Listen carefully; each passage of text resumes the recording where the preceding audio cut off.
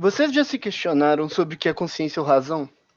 Se seres humanos são mais especiais que outros animais em relação a essas características? Se é realmente possível chegar a alguma resposta certa sobre tudo isso? Desde as civilizações antigas, seres humanos se intrigam com esses questionamentos existenciais. Muitas religiões, mitos e filósofos tentaram explicar esses conceitos em todas as eras. Na mitologia grega, por exemplo, a explicação da consciência humana foi fundamentada no mito de Prometeu. Ele e seu irmão receberam o dever de criar todos os animais e seres humanos, dando origem a cada espécie e também dando a elas uma específica característica. No entanto, o Prometeu ele teve a decisão de roubar o fogo dos deuses. E esse fogo dos deuses ele deu ele aos humanos, o que fez os humanos se tornarem superiores aos animais. Como punição ao seu ato, Zeus ordenou que ele fosse acorrentado em uma montanha, que é o nome da montanha é Montanha de Cáucaso, e uma águia nessa montanha iria comer o fígado dele todos os dias, já que os órgãos dele regeneravam. Então, nesse mito, o fogo ele é apresentado como um elemento simbólico para representar astúcia e inteligência. E o que fez os seres humanos desenvolverem pensamentos e consciências foi o fogo, que eram características exclusivas de deuses. Então, é uma visão que, se você parar para pensar, é até um pouco semelhante à visão catolicista, que é a visão cristã, que é o homem é criado à imagem de Deus. No caso, como os filósofos pré-socráticos foram altamente influenciados pela mitologia grega, eles procuravam explicar a origem do homem e os atributos pelos atributos dos elementos da natureza. Por exemplo, Tales de Mileto e o Anaximandro. Eles representavam a criação da vida e a criação da nossa razão, da nossa consciência pelos elementos água e ar. Depois dos filósofos pré-socráticos, com os socráticos, Platão e Aristóteles tentaram criar uma definição mais específica, filosófica, separando um pouco do mitos e indo mais para a direção do logos, sobre o que é consciência. E eles definiram ela atribuída ao mundo metafísico, como algo essencialmente perfeito, independente e imutável. A visão sobre a razão também foi amplamente discutida no século XVII, especialmente relacionada à discussão epistemológica do racionalismo versus o empirismo. Um dos maiores filósofos daquela época era o René Descartes, sendo considerado o pai do racionalismo. Mesmo que ele não tenha definido consciência em seu trabalho, pois, de acordo com ele, era um conceito autoexplicativo, ele definiu que para você encontrar a verdade absoluta, você tem que estar em constante pensamento e crítica acerca de tudo que acontece ao seu redor. Duvidar de tudo. E ele disse que pensamento é tudo dentro de nós de tal forma que estamos imediatamente cientes dele. O que é um pouco relacionado ao conceito de consciência. Nessa perspectiva, ele criou uma ideia um pouco semelhante à ideia metafísica representada pelos filósofos gregos, porém diferente no quesito de que a nossa existência está relacionada ao pensamento. Depois disso tudo, surgiu na filosofia o movimento existencialista. O Jean-Paul Sartre, que era considerado o pai do movimento, apresentou uma perspectiva diferente da consciência humana.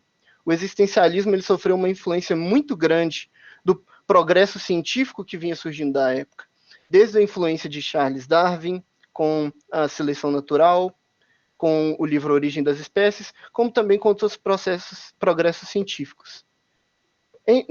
Para Jean-Paul Sartre, no existencialismo, a gente não tem um conceito único de consciência. Para ele, a consciência ela não tinha um conceito único, ela é múltipla. Então, eu tenho consciência, por exemplo, de que eu tenho um copo na minha mão. Eu tenho consciência da minha existência. Ou eu tenho consciência de que eu sou um homem. Então, para ele, a definição de consciência era algo muito mais superficial do que os filósofos antigos gregos tentavam buscar, que era uma filosofia mais contemplativa acerca desse ideal, da essência do que é a gente ter uma consciência. Apesar de muitos desses filósofos apresentarem perspectivas diversificadas, muitos deles estavam relacionados à metafísica. E esse conceito foi sendo desconstruído com o tempo, com o progresso científico, como eu falei, e com a ascensão de uma perspectiva extremamente materialista, que é a filosofia moderna. Assim como a filosofia seguiu esse caminho, a ciência também seguiu um caminho muito voltado à questão materialista. A neurociência ela é uma ciência que pode ser definida como estudo da biologia focada no sistema nervoso. E ela tenta visar uma melhor compreensão das funções cerebrais, com os neurocientistas realizando uma gama de experimentos que geralmente são feitos com animais, já que com os humanos tem uma questão ética. Eles tentam compreender o comportamento e a consciência humana. Uma das descobertas mais importantes da neurociência foi com o caso de Phineas Cage.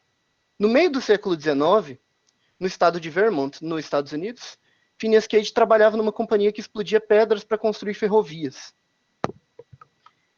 Entretanto, em 1848, uma explosão causada por ele fez com que uma barra de metal atravessasse sua cabeça, entrando pela bochecha esquerda.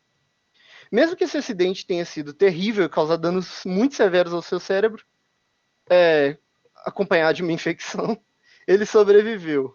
Quase que é considerado milagrosamente para aquela época, sendo que as pessoas nem tinham conhecimento direito de bactéria. Ele perdeu a visão do olho esquerdo e começou a ter convulsões frequentes. Mas o que foi inesperado para os cientistas na época foi que ele apresentou mudanças bruscas de comportamento. Antes ele era considerado disciplinado e obediente no seu trabalho, mas depois ele se tornou extremamente agressivo e impaciente. Essa mudança contribuiu para uma perspectiva ainda mais materialista em relação ao cérebro e comportamento humano, que não poderia necessariamente estar relacionado a conceitos externos ou a um mundo metafísico. Já que a gente, que é considerado pelas nossas decisões uma pessoa consciente, uma pessoa com bom senso, poderia estar relacionado a simplesmente o nosso funcionamento do cérebro. Essa mudança sendo essa consciência vista como uma representação individual da ciência humana, ele chocou as crenças de que o cérebro estava relacionado à ética, que no cérebro não, a ética estava relacionada à consciência. E, portanto, o cérebro foi visto como um órgão extremamente importante e enigmático, e começou a ser muito mais estudado do que antigamente. Mas como que a gente pode compreender um órgão que tem 86 bilhões de neurônios que interagem eletricamente entre si e alteram suas conexões sempre que a gente aprende algo novo? Mas é extremamente complexo e difícil de ser estudado, visto que tem inúmeras barreiras éticas e o progresso dessa ciência é muito mais lento do que em outras áreas biológicas. Só que com o desenvolvimento da tecnologia, muitos neurocientistas começaram a trazer experimentos que conseguiram chocar a comunidade acadêmica. Os maiores neurocientistas brasileiros da atualidade, Miguel Nicoleles, conseguiu realizar experimentos que causaram um grande impacto no conhecimento sobre o cérebro. Em seu trabalho como neurocientista, ele realizou diversos experimentos com interfaces tecnológicas, chegando até a desenvolver um projeto humanitário chamado Projeto Andar de Novo. Suas contribuições maiores é o conceito de computadores orgânicos, a interface cérebro e máquina e interface cérebro-cérebro. No seu livro mais famoso, Muito Além do Nosso Eu, ele apresenta um conceito chamado de computador orgânico. Ao comparar computadores digitais que temos atualmente com o cérebro humano, ele afirma que o cérebro é um computador orgânico que está sempre alterando seus circuitos elétricos, quando aprendendo, que torna praticamente impossível de ser simulado em um computador digital comum. Além disso, ele menciona também que o cérebro não é o único computador orgânico que a gente tem no nosso corpo, mas todas as células que estão presentes no nosso corpo são computadores orgânicos. Porque a gente tem a ideia de associar muito a ideia de computador à questão elétrica. e não necessariamente pode ser relacionado só a isso. As nossas células, elas, assim como o nosso cérebro usa sinapses nervosas para comunicar, as nossas células usam reações químicas para computar. Então, praticamente, se você for ter uma perspectiva mais geral acerca disso, o DNA ele pode ser visto como dados ou data na ciência de computação, e o RNA visto como uma forma de processar esses dados para sintetizar proteínas. Então você tem o input, você tem o processamento e você tem o output, assim como um computador digital. A interação de células também pode ser vista como computadores orgânicos, como é visto em tecidos e órgãos do nosso corpo. A gente tem o fígado e o pâncreas, por exemplo, que são órgãos que contribuem para que nosso sistema digestivo funcione, e todas essas reações podem ser consideradas como uma forma de computação também. E indo mais longe, uma coisa que é extremamente interessante, que aí o conceito começa a ficar mais abrangente ainda, é o conceito de computadores orgânicos em populações. Quando a gente trata uma sociedade ou o comportamento social de vários indivíduos como um computador orgânico. Porque uma sociedade, ela toma várias decisões relacionadas à sobrevivência da sua respectiva espécie.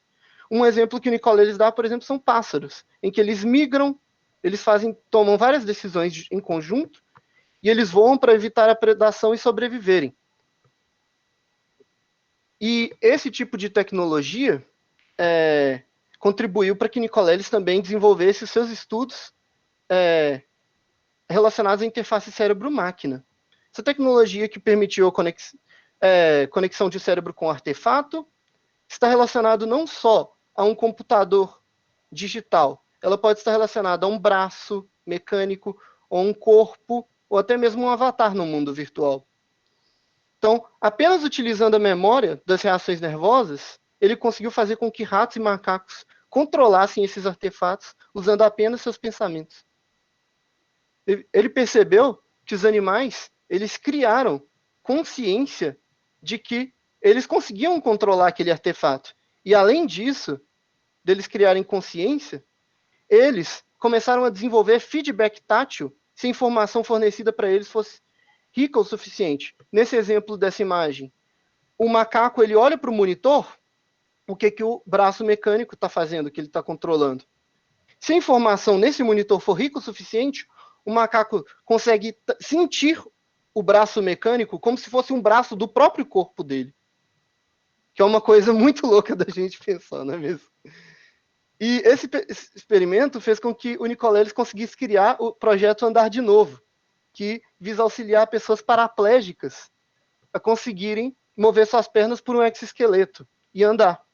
O que faz elas também recuperarem em longo prazo o feedback tátil da perna. A pessoa paraplégica, mesmo com a lesão na medula espinhal, ela consegue voltar a sentir a perna dela, como se ela estivesse, inclusive, pisando no chão, pisando na grama. Mesmo que esse projeto não esteja perfeito ainda, ele conseguiu realizar uma apresentação bem sucedida em 2014, em que uma pessoa paraplégica conseguiu dar o primeiro chute da Copa do Mundo. Com o sucesso da sua interface criada cérebro-máquina, ele decidiu realizar uma interface cérebro-cérebro, que conectaria cérebros por tecnologia digital, a qual ele chamou de BrainNet. Esse vídeo que eu vou passar mostra como que funciona. Vocês me falam, por favor, se o som está saindo. Bem-vindos para mais um Tá saindo? episódio do canal do YouTube da Rádio Big Bang. O meu nome é Miguel Nicoleles e eu gostaria de conversar com vocês sobre um desenvolvimento da área de interface cérebro-máquina que ficou muito conhecido há 2 anos atrás, mas que tem muito pouca literatura ainda, porque é uma área emergente. Eu estou me referindo às interfaces cérebro-cérebro.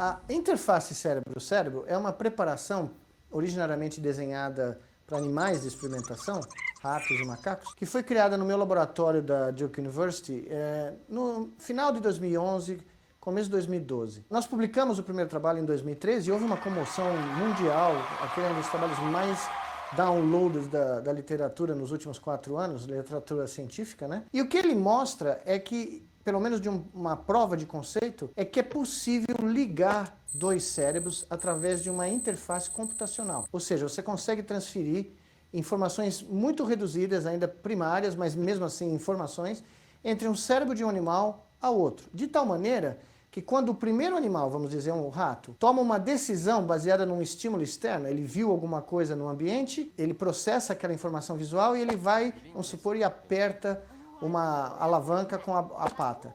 Esse processo de tomar a decisão é codificado no cérebro desse primeiro animal. O que nós descobrimos é que é possível registrar a atividade elétrica envolvida na decisão desse primeiro animal e transmitir essa atividade e essa decisão para um segundo animal, que não viu o estímulo visual, não recebeu nenhuma informação do ambiente, mas em 70% das vezes, a gente demonstrou, esse segundo animal, que a gente chama de decodificador, consegue usar a informação que veio do primeiro cérebro para tomar uma decisão idêntica ao primeiro animal. Essa primeira demonstração criou, como vocês podem imaginar, um bafafá tremendo na literatura, porque ninguém imaginava que isso era possível, nem dessa maneira simples. Bom, 2 anos atrás nós surpreendemos o mundo uma segunda vez, ao mostrar que você não precisava ter só 2 animais, podia ter múltiplos animais colaborando mentalmente. Nós demos um outro nome para essa interface, nós chamamos ela de BrainNet, que nós vamos conversar um pouco mais em outro episódio. Mas é suficiente saber nesse instante que a possibilidade de transmitir informações binárias ou informações um pouquinho mais complexas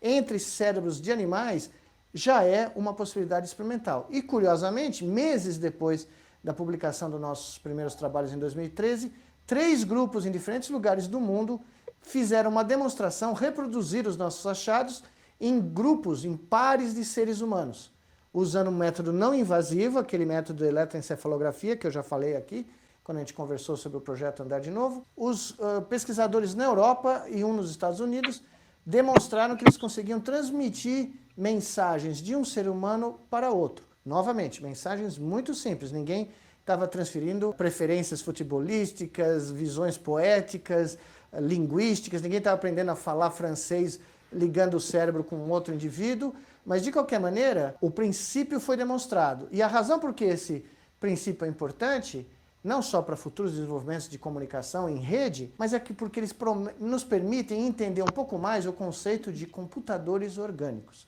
que nós vamos tocar no próximo episódio.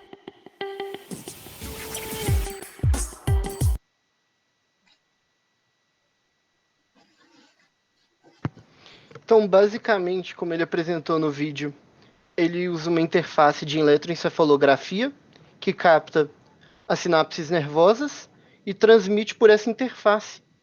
E praticamente, em 2019, um grupo de cientistas conseguiu, de uma forma bem sucedida, unir o cérebro de 3 pessoas por uma interface semelhante e conseguiu que elas trabalhassem juntas na resolução de problemas.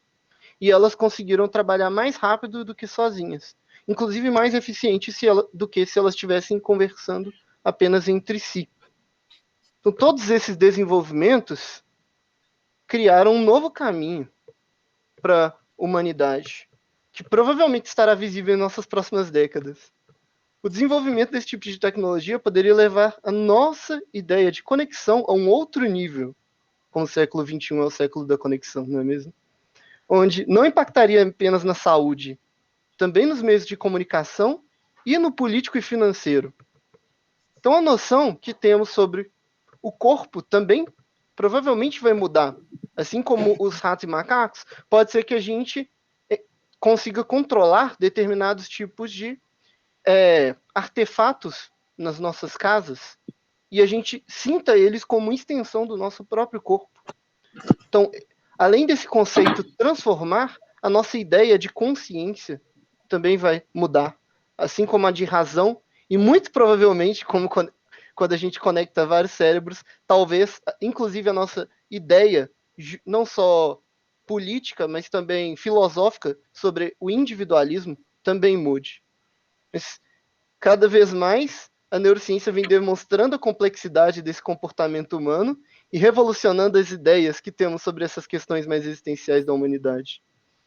Mesmo que estamos próximos de uma mudança drástica na nossa forma de viver, a gente ainda está muito distante de conseguir realmente compreender o quão grandioso e complexo é o cérebro humano e como que funciona a consciência e a razão. Muito obrigado.